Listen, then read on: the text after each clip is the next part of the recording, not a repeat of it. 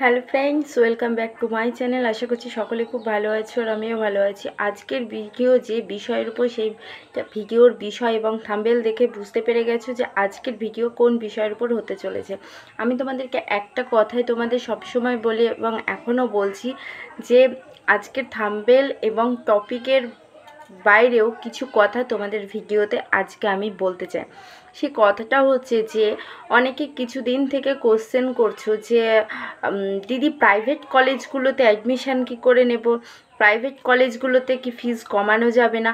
আমি প্রথমে একটা কথা বলি, সব কিছুর পরে মানে সব কিছুকে আগে রেখে আমি একটা তোমাদের কথা, ছোট্ট কথা একটা বলতে চাই যে কেন প্রাইভেট কলেজগুলো নিয়ে এত ইম্পর্টেন্স কেন দিচ্ছ প্রাইভেট কলেজগুলোকে। দেখো, এখনও বর্ধমান ইউনিভার্সিটিতে তো এখনও সময় আছে 2 মাস। কেননা বর্ধমান ইউনিভার্সিটিতে এর আগের দিন একটা ভিডিওতে বলেছি যে লাস্ট যে সেমিস্টার, সেই সেমিস্টারের এক্সাম কিন্তু এখনও পর্যন্ত হয়নি। তো সেই ক্ষেত্রে এখনও সেই এক্সাম হবে, দেন সে এন্ট্রান্সের জন্য নোটিশ দেবে। তাহলে বর্ধমানের জন্য যদি প্রিপারেশন নিই, প্রবলেমটা কোথায়? বর্ধমানের জন্য যদি প্রিপারেশন নিই তাহলে তো অনেকটা সময় পাওয়া যাচ্ছে এবং সেই সময়ের মধ্যে তো আমি প্রিপেয়ার হয়ে এক্সামটা দিতে পারি। তাহলে কেন এত গভর্নমেন্টকে ভয়? যদি তুমি বর্ধমান ইউনিভার্সিটিতে চান্স পাও তো তোমার তো আর ভাবনা চিন্তা করতে হবে না। তারপরে যদি SC ST কাস্ট হও তো কোনো ব্যাপারই নেই, সেক্ষেত্রে তো তোমরা গভর্নমেন্টে চান্স পেয়ে যাবে। তবে কেন প্রাইভেট কলেজগুলো নিয়ে এত মাতামাতি? আমি প্রথমে দেখো তোমাদের জন্য একটা কথা বলতে চাইছি। প্রাইভেট কলেজে বিগত বছর থেকে এত ফিস বাড়িয়েছে যে মিডল ক্লাস ফ্যামিলির ছেলে মেয়েদের পক্ষে ল করা ইম্পসিবল হয়ে যাচ্ছে।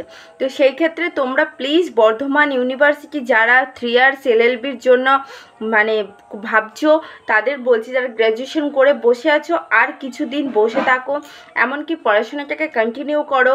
যদি সেলফ স্টাডি সম্ভব না হয় তাহলে কোনো কোচিং নাও। কোচিংয়ের জন্য আমি বলেছি, আমি নিজে কোচিং করাই। যদি মনে হয় যে কোচিং করব দিদির কাছে তো ঠিক আছে, না হলে অন্য কোনো কোচিংয়ের হেল্প নাও। সেখান থেকে তোমরা প্রিপেয়ার হয়ে প্লিজ গভর্নমেন্টের জন্য এন্ট্রান্সের জন্য এক্সামটা দাও। দেন যদি না হয় সেটা তোমার ব্যাড লাক, তখন প্রাইভেট কলেজগুলো আছে। এবার বলবে যে সরকারির জন্য চেষ্টা করতে করতে যদি প্রাইভেট কলেজগুলোতে সিট খালি হয়ে যায় তখন কি করব, তাই তো?